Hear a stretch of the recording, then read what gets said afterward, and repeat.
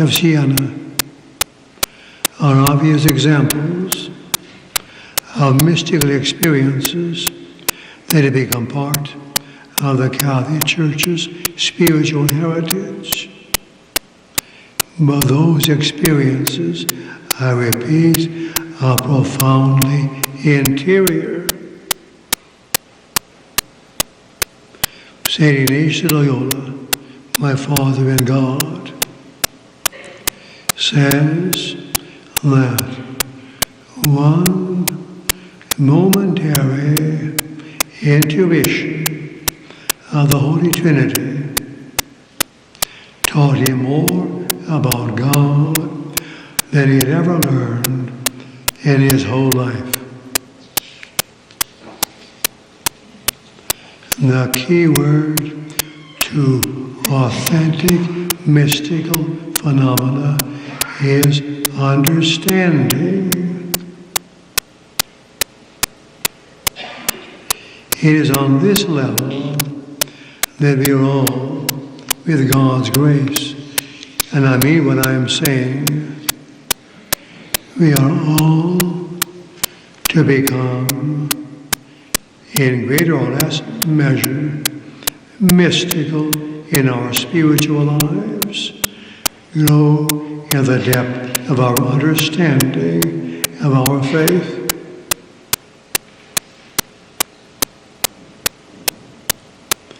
Again, still interior mystical phenomena called the passive purification of the senses. A true mystic has a deep purity of both the soul and the body. What does that mean? In the degree of that person's mystical depth.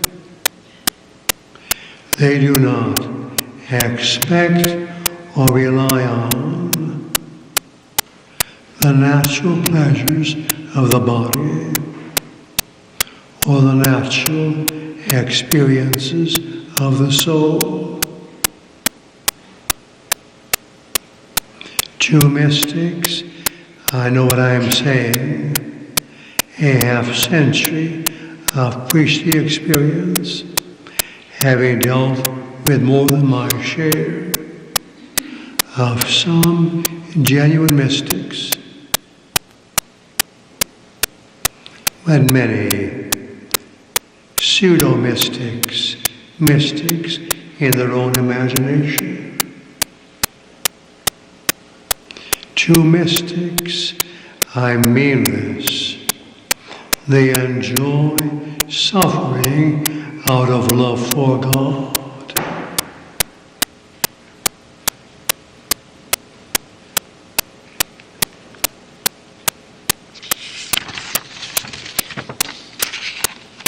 St. John of the Cross speaks of the dark night of the soul. We are not only does a person experience deep, both bodily and mental suffering, but is even deprived of the clearness of faith. Such a person was Saint Therese of Lisieux.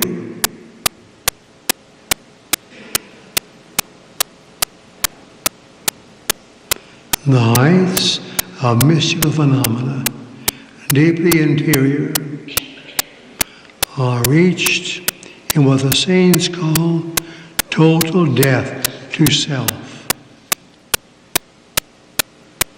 My friends, I did come to speak to you, to just entertain you,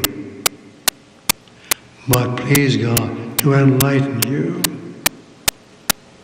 We are to grow in what the Church calls mysticism by our growing death to ourselves, death to our self-will.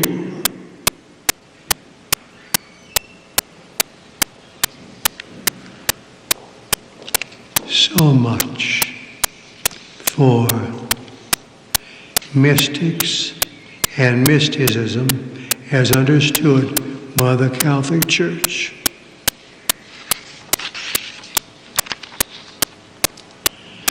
But now, what I think is the main reason why I was asked to speak on this subject, visions and visionaries. In popular language, the phenomena of either mysticism or what are called visions. In popular language, these are ordinarily associated with the extraordinary effect or events that are perceptible to the senses and considered marvelous, wonderful, miraculous to those who witness them. Just to make an incomplete list of these phenomena may be useful. Mind you, I am not out here talking about true mystical phenomena. I am talking about what people popularly call phenomena, visions. Such are levitation of the human body in space,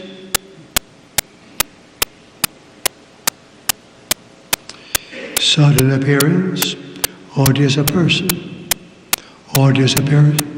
of a person from human sight. Such a thing as knowing a language the person had never studied.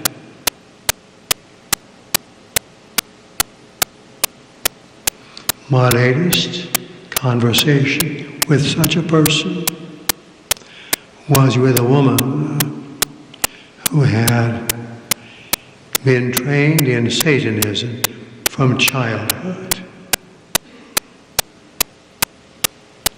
She knew Latin perfectly, but she never had learned in school one paragraph of the Latin language.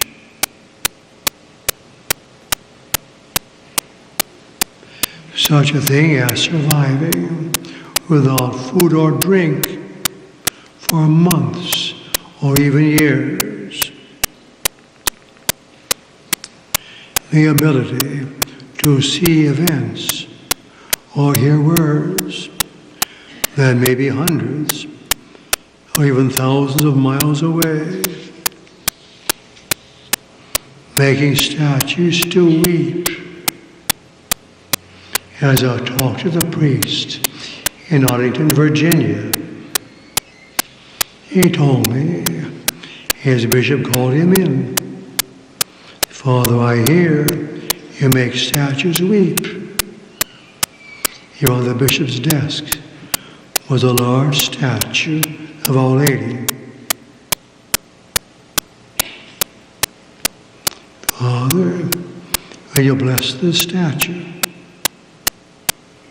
The priest told me, I blessed the statue, and Our Lady began to weep.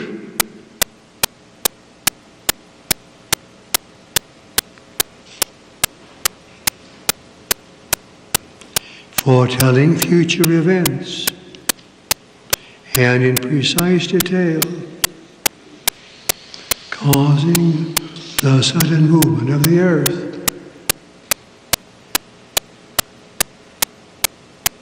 All visionaries believe they have knowledge. They see persons, they hear voices, they receive messages from our Lord, Our Lady, the angels, or the saints.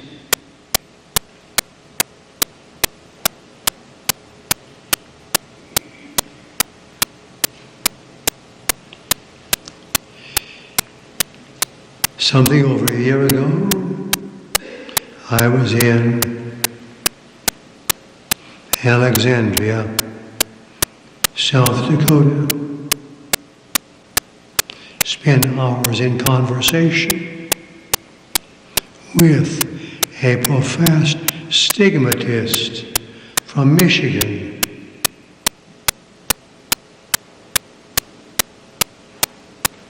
The bishop sent his chancellor so the two of us could interview the stigmatist.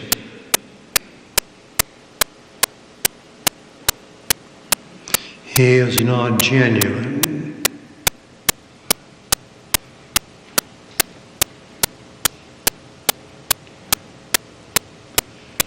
So much for the background. Needless to say, great prudence and discernment must be used to pass judgment on these quote-unquote mystical phenomena.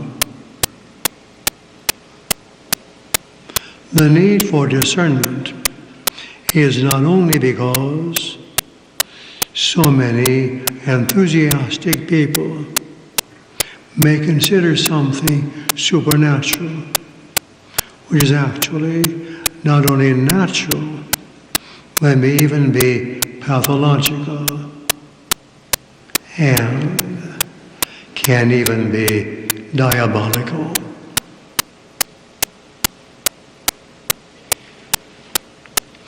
No one has ever made an estimate of the number of genuine visionaries among those who are so widely publicized in the Catholic world today. In my humble estimate, with our Lord right here on the altar, I think most of them are not authentic.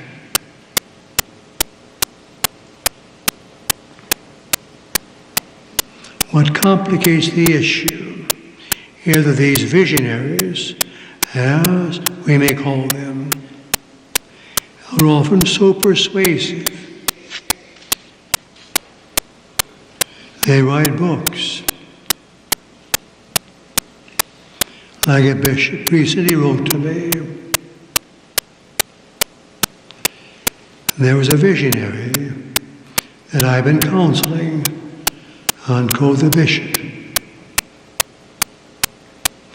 I understand you've met this visionary. Could you please give me your opinion? Should I give the imprimatur for this visionary's writings? He wrote back to His Excellency, "You're a bishop. I'm only a simple Jesuit.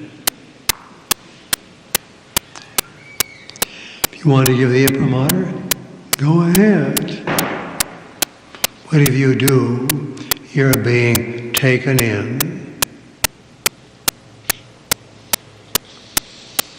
And at this point, we may set a few norms by which visions, apparitions, or so-called revelations should be judged for their authenticity. But watch the language.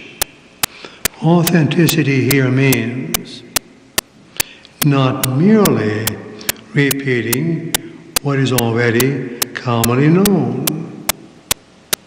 Authenticity here means authentically